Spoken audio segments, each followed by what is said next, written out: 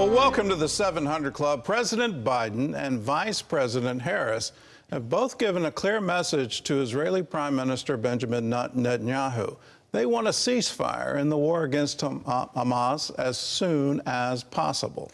Well, today in Florida, Netanyahu will meet with former President Donald Trump for the first time in nearly 4 years. CBN's Tara Mergener has the story.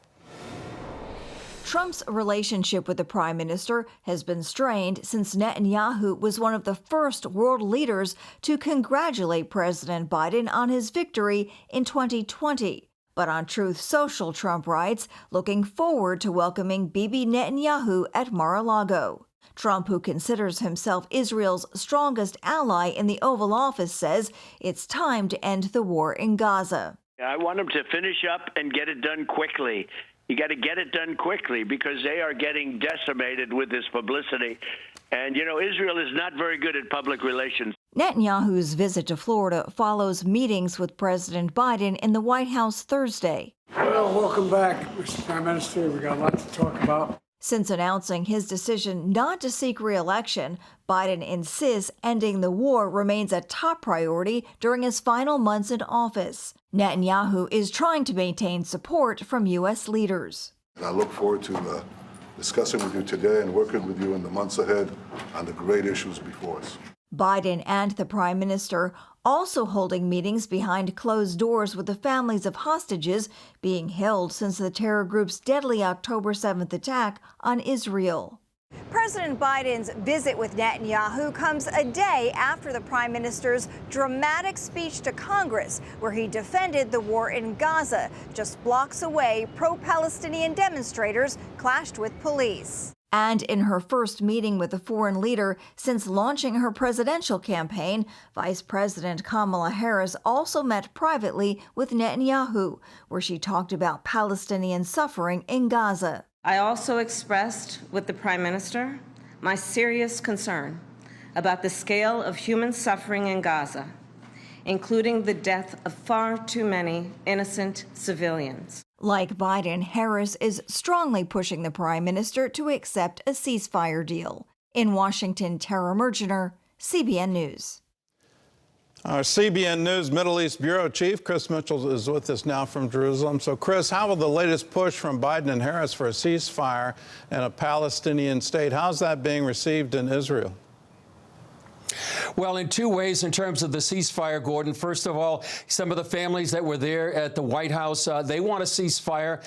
They would well like to accept the current deal on the table, and that's really the sentiment of many people here in Israel. However, there are others, and perhaps maybe a majority of Israelis that really want to defeat Hamas, and they want to use military force to help free the hostages. There's an example of a group called the Tikva Forum, and the head of that forum, Tikva meaning hope, is that he has a son that's a hostage.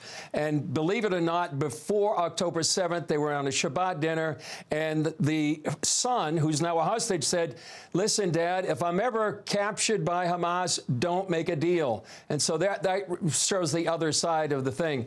In terms of a Palestinian state, I would argue that right now it feels a little tone deaf for people here in Israel, and something rejected by the overwhelming majority of Israelis, and October 7th changed all that. A two-state solution may sound good in Washington and other capitals, but not here in Israel. And they would argue here in Israel, well, who are you going to have a two-state solution with? Certainly not Hamas, and many people see the Palestinian Authority as something that's really not going to be a good partner for peace as well. Well, if you held elections in Ramallah today, I think Hamas would win. So you look at these things, and it's like the world is turning a blind eye to what Hamas is actually saying.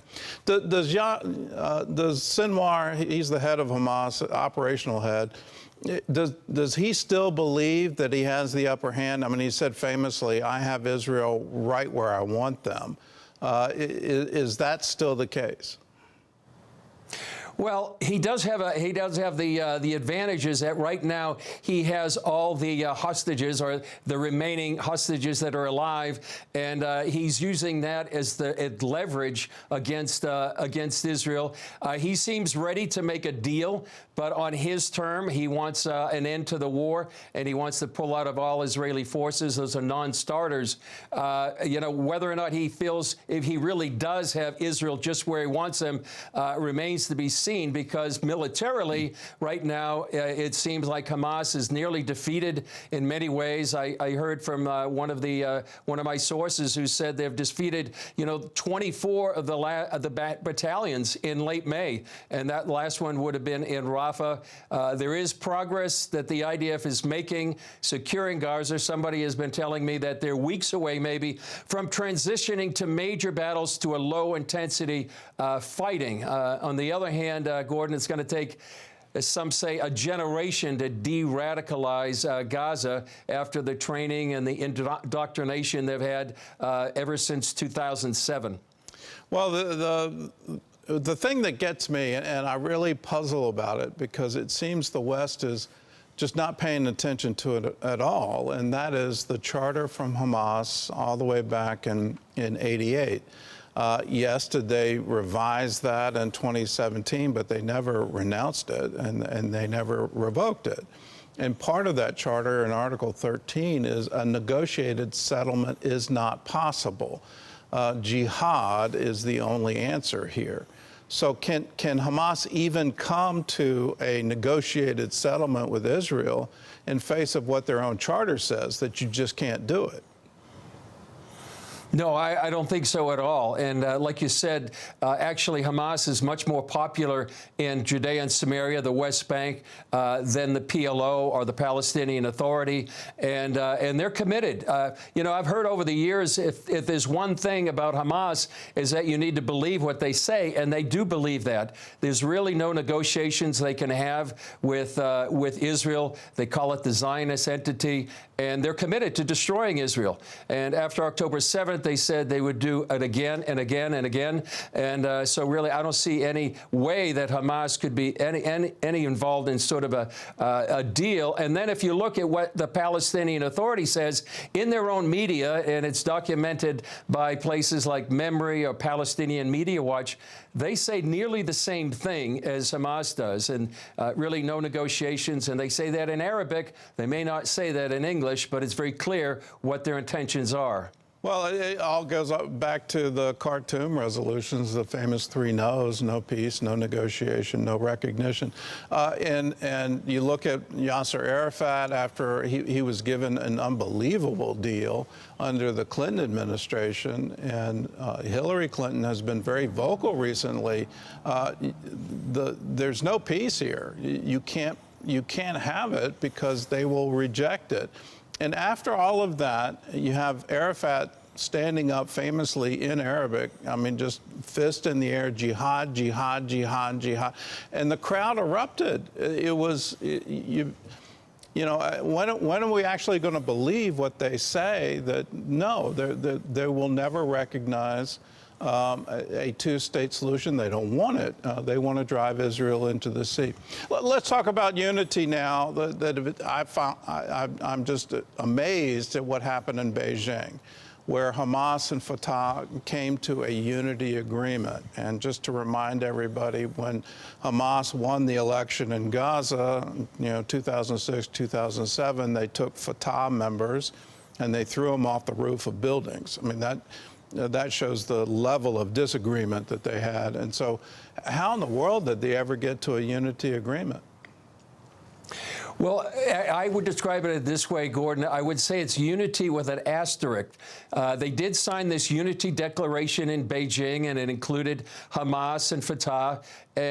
But however, I think there's still a disagreement or something to be worked out, and it hasn't worked out since 2007.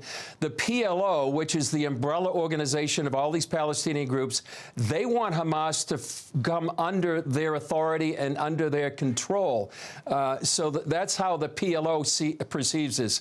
Hamas, on the other hand, which enjoys, as we've said, the popularity of most people in the West Bank, they want to be separate. So I think there's still yet to be something to be worked out, if ever, between Fatah or the PLO and Hamas. I mean, it's a matter of who's going to be in charge. And PLO wants to have Hamas under their umbrella, and Hamas certainly wants, I think, to maintain control. So it's quite a declaration there in Beijing, but I think that asterisk means who's going to be in charge, and that'll be, I think, the key point going forward. Well, let me ask a bigger asterisk. If it's done in Beijing, does China want control? Are they looking for greater influence in the Middle East?